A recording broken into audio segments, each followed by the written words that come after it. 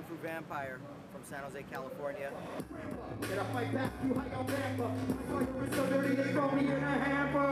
What you've been listening to for the past month? The past month, I've been listening to meditation tapes. Not tapes, shit, this ain't 1990. A lot of comedy, a lot of Louis C.K., Joe Rogan Experience. I've been listening to that podcast. If you guys haven't checked that out, it's pretty dope.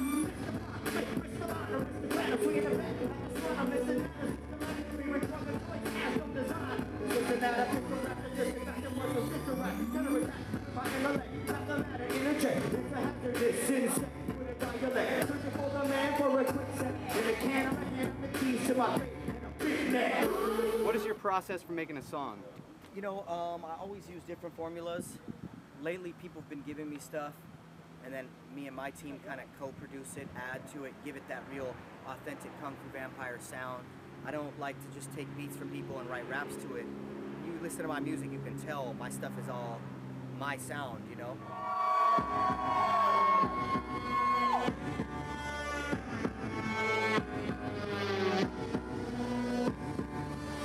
What or who influenced you to pursue a career in hip-hop? When I started doing it, I was influenced by the Straight Outta Compton album by NWA, the first Ghetto Boys joint, first Scarface CD, first Ice Cube CD, and then like, I really liked Kool Herc and all the original hip hop stuff. And what I always sought out to do was have a live band with hip hop, but with zero rock elements. When you listen to my stuff, I do have a live band, but there's no rock element to it. It's not rock and roll. It's hip hop with a live band. So my influence was to take hip hop that I loved and that was inside of me, the dark side of hip hop, and merge it with live music to make it sound like it's not live, if that makes sense. When you hear a lot of rock rap or rap groups with bands, it's sloppy. You know, the drums aren't tight. When you hear us live, man, it sounds like it was programmed, you know what I mean? But it's a live band. And that was my influence on what I wanted to do and how I pursued a hip-hop career. I played live instruments. The bands at school didn't like me because I would always play hip-hop and rock beats on the drums.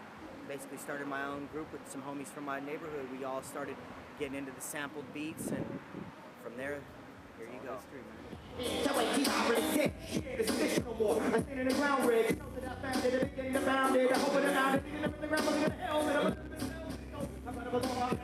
Was it everything you expected? You rejected, you injected, you involved into it. Gus resurrected, it goes in your rest of my complexion is What is your biggest musical influence right now? You know, the power of really good electronica music. I don't like to use the word dubstep, but you know, like glitchy, dark, brutal dubstep stuff. The power of that, not that music. I don't rave and get all into it. Stevie Stone, Chris Calico, you know, man, those are friends of mine, and when I see them, they're inspiring to me. I don't care if your friends think of a joke. You can see me on the news wearing a clothes while you snort coke. Look at your own moves, how people is dancing to the beat of the wrong tune, and I'm on the moon, looking at my. What is your favorite part about performing live? My favorite part of performing live is the sweat. It's the cardiovascular exercise I get from it is my favorite part. The way I feel when I get off stage, and I feel like I lost 2 pounds, a sweat. And I think mainly because I'm not an emotional guy, so to be on stage and to be forced to let out those emotions and, you know, sing these songs that I wrote at a time that may have been emotional, it's good for me because I feel like that's something in my life that I lack. You know, the way I feel when I get off stage, that sweat and that little emotion comes out of me and it feels good.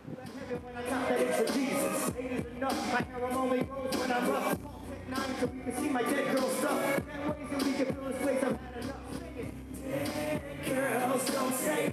Dead girls don't say. Dead girls don't say no, no. In one of your tour diaries, you said you sold a 75 Monte Carlo you built from scratch, but you bought it back. How much did you sell it for and to who? And how did you get it back and for how much? That is one of the best questions. All right, that is the single best question that anybody's ever asked me. When I was 15, I bought a 1975 Monte Carlo in high school before I even had my license, man, like a month before I had my license. I bought it stock, and I fixed it up. I joined this old school Mexican car club from where I'm from called Brown Impressions. I had hydraulics. I was the only and the first person in my high school to ever have hydraulics on a vehicle, 100-spoke Daytons, the huge white gangster white walls. Interior was plushed out. I flipped the engine, painted it teal. I mean, it was ridiculous. I built it. I drove it for many years, man, many years, over a decade. I ended up selling it to a friend. He sold it back to me, and then sold it to my other homie, my other big homie, Burns. And Burns, he was having some license trouble. He was a hardcore partier. He's the homie, man. He knew how to party. And I don't know what he did with it, but he actually ended up leaving it at a storage place because he had bigger and better shit going on. And that storage place ended up owning it. They ended up putting it up for sale. Somebody bought it. That person sold it to someone else. That someone else lived on a street that I drove down to go to my P.O. box to pick up mail for Kung Fu Vampire stuff. So I'm driving home from the P.O. box. I look over and I see the car I built in high school. This is like 10 years after I sold it. I stomp on the brakes in my Lexus, get out. I walk up to it and I see a for sale sign knocked down in the window. Knocked on the door, left a note. Dude said he had to move to Chicago in 1 week and he needed to get rid of the car and he wanted to get like $4 grand for it. It basically, they didn't fix up anything. They just let it rot from my high school days. So I ended up calling him like 2 days before he has to leave to Chicago. I'm like, what's up, homie? You got that 75 Monte Carlo still? I'll take it right now. He towed it to my house that afternoon. I got it for 900 bucks. Sold it to a good homie of mine and my old car club that I hadn't seen in 15 years. That's the story. I had to sell it because once I was having a kid, it was going to be too much work. I'm a perfectionist. I would have flipped it. Would have took $10,000. So that's that story. Low riding.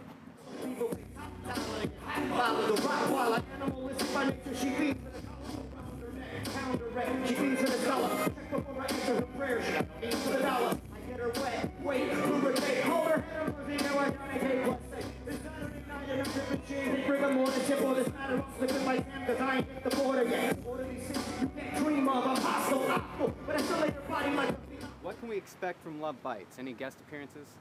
Guest appearances on Love Bites include Brother J of X Clan. Mars is on there. Liquid Assassin is on there. Butterscotch. Butterscotch was the first and only female world champion beatboxer. E40 is on the record. Tech 9, if he turns in his verse. Brother Lynch is supposed to be on it. I gotta get my boy on there, man. How about Potluck? Oh. Potluck is on there, man. We're gonna be doing a video with them too. They're actually on tour right now, and I'm on the tour as well. Underground Rebels tour. I do have a lot of guests on there. Twisted Insane is on there. Oh, fuck it. There's a few others. If I forgot, I'm sorry. Girls don't say, dead girls don't say, dead girls don't say, no. Dead girls don't say, dead girls don't say, dead girls don't say, no. Who do you think are the top 3 rappers that are still alive? That are still alive. There's probably like 10 that I feel. Top 5. Top 5. I'm gonna put Tech 9 in there, period. I'm putting him in there. Man, Busta Rhymes, come on. Busta Rhymes is ridiculous. Man, I think Chris Calico's underrated. I think he's top 5, man. Like, he's amazing, man. He's amazing. I love Ice Cube, but you know, he's kind of gotten soft a little bit, but he's amazing. After hearing Ritz in the car, man, he's up there. Yeah. I really like Necro. I know a lot of people are about him. Brother J of X Clan. Am I leaving somebody out, man? It's pretty solid. Those are good ones, man. Those are good ones. Girls don't say no, no. You can go to kungfuvampire.com. Anything you look up online is Kung Fu Vampire. So Twitter is just Kung Fu Vampire. Facebook, YouTube. Follow me on Instagram. Shout out to Chris Paxton, Nexus Audio Recording Studio. If you want to have that real quality sound like what I have, fuck with my boy Chris Paxton. He's out of Oakland, California. Just look up Nexus Audio Studios. Shout out to my bass player Jeremy Paulette, webmaster Jacob Canote, Adam Canote, our stage prop man, and all the other homies that help us out. Big Irish, Big Steve, Bunny Chiba, Jugs, Paul, my merch dude, everybody on the Underground Rebels tour.